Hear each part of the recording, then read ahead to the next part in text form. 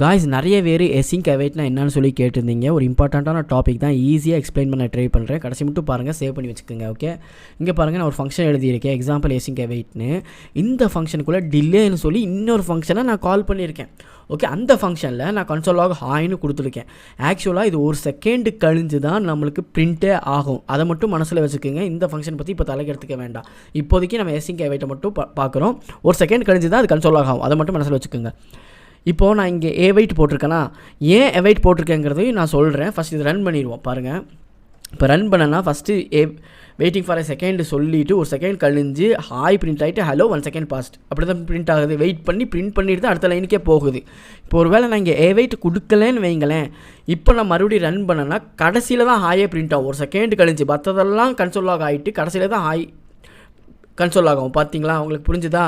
ஏன் இப்படி பண்ணுதுன்னா, ஜாவா ஸ்கிரிப்ட் வந்து பை நேச்சர் வந்து நான் பிளாக்கிங்.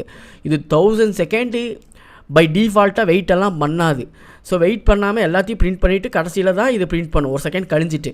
ஆனால் நம்ம இங்கே வெயிட் போடும் போது என்ன சொல்கிறோம்னா, ஜாவா ஸ்கிரிப்ட்டுக்கு இல்லை ஃபஸ்ட்டு நீ வெயிட் பண்ணி அதை ரிசால்வ் பண்ண பின்னா ஹாய்னு அது கன்சோல் லாக் பண்ணிவிட்டு அடுத்தடுத்த லைனுக்கு போ, நீ வெயிட் பண்ணு அப்படின்னு சொல்லி நம்ம ஜாவா ஸ்கிரிப்ட் சொல்கிறோம்.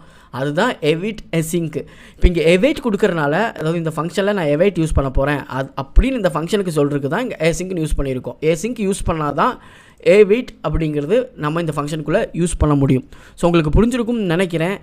அது மட்டும் இல்லாமல் நான் பிளாக்கிங்கு, சிங்க்ரோனஸ், எசிங்க்ரோனஸ், இதுவே செப்பரேட் டாப்பிக்காக நம்ம பேச வேண்டியது வரும். ஸோ இப்போதைக்கு உங்களுக்கு ஒரு ஐடியா கிடச்சிருக்கும். இந்த மாதிரி டிப்ஸ் அண்ட் ட்ரிக்ஸ் கண்டிப்பாக நீ ஃபாலோ பண்ணிக்கிங்க. நெக்ஸ்ட் வீடியோ சந்திக்கிறேன். பாய்.